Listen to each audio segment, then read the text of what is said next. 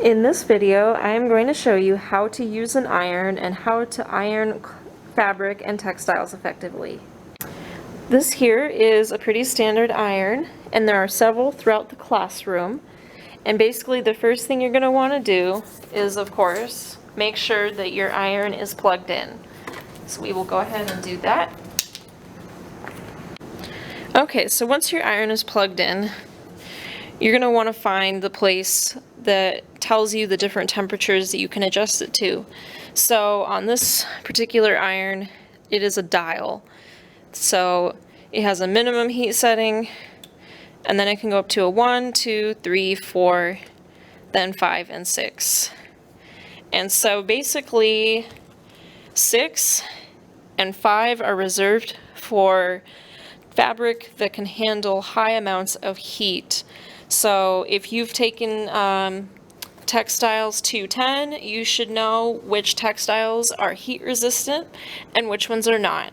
So to refresh your memory, cotton and linen are going to be the fabrics that handle the highest heat.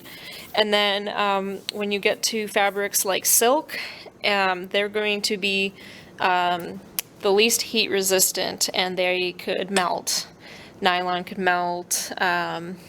And you want to be careful with synthetics as well. So just keep that in mind, that you should be doing silk and nylon and synthetic fabrics, essentially those made from, plastic, on low heat settings so you don't melt the fabric, and then more natural fibers on these higher settings, cotton like a 5, linen like a 6. So you would go ahead and you would turn those on, and then these here have to do with water.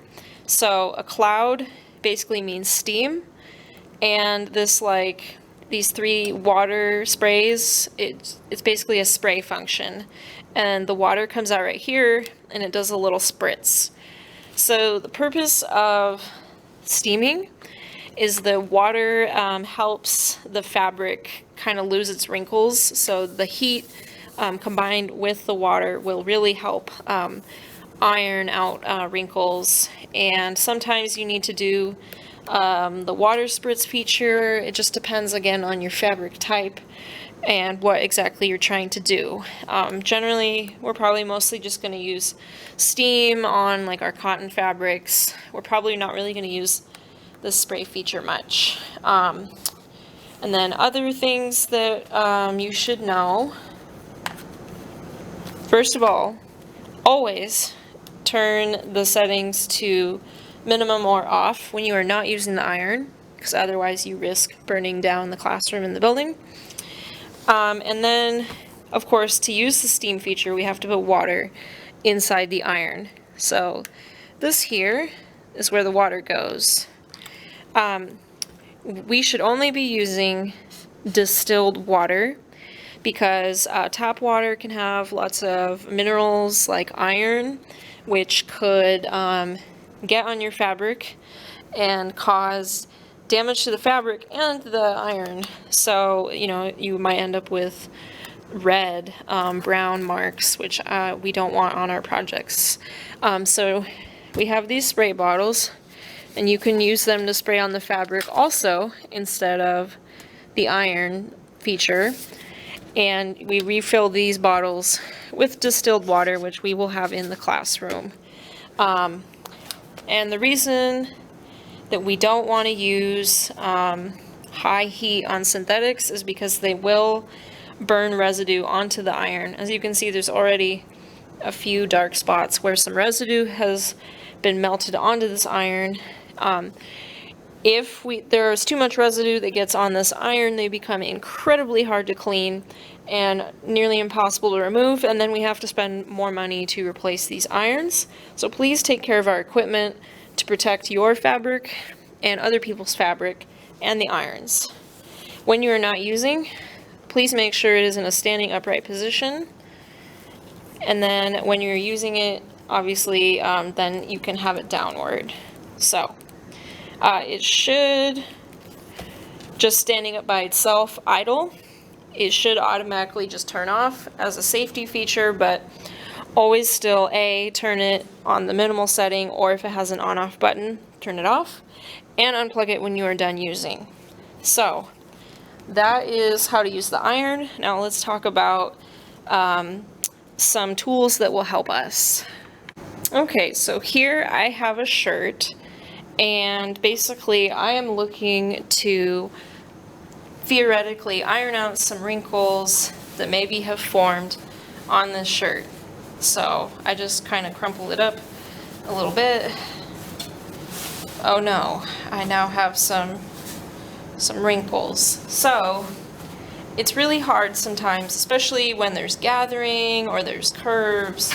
It can be really hard to just iron this on a flat board, because then I might iron new wrinkles into the fabric and create an even worse problem. So we have little ironing boards like this that you can use. So basically for this one, the skinnier part is here and the wider part is there. So it's probably going to be easiest to put it on my ironing board like this, and then fiddle with it until I can get a flat area. So this didn't get flat right here, so I would need to make sure that when I'm using this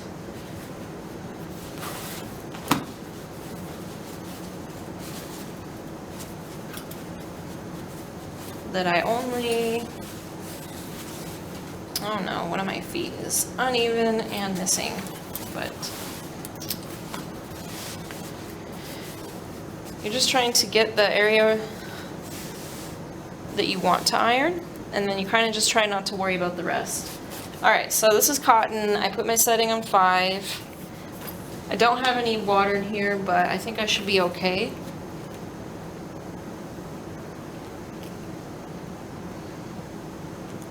And now I'm ironing. Please don't touch the metal iron. Please don't burn yourself. Be very careful. I'm staying away from these edges that are not flat, that are kind of wrinkly, because I don't want to iron wrinkles back into my fabric. And now, if I really wanted to, for instance, iron around the cuff, then I would pull it maybe more onto here, and again, fiddle with it until I can kind of get like a flatter area. And sometimes it's just going to kind of be almost impossible to iron some places. Like the fabric was gathered here, it's always going to have a little bit of some gathers and tiny wrinkles in this sleeve, but I could take just the tip of my iron and maybe I could kind of come in here and very carefully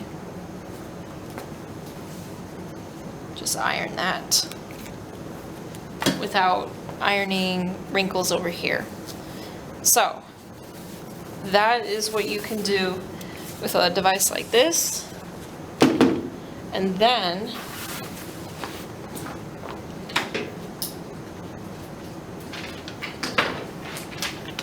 for instance, if I have a skirt like this, again, there is some stuff going on here that maybe makes it hard to iron.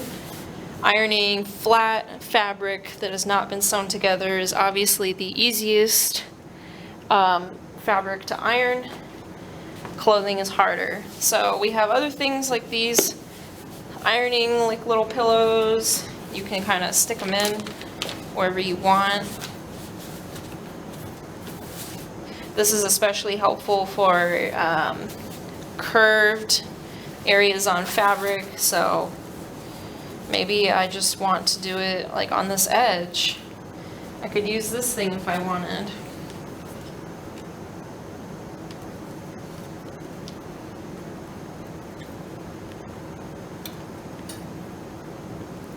Like that. And I don't even have to use this thing. I could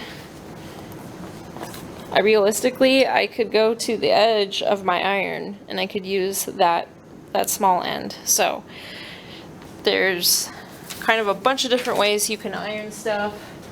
We have lots of these tools, so use them to your advantage.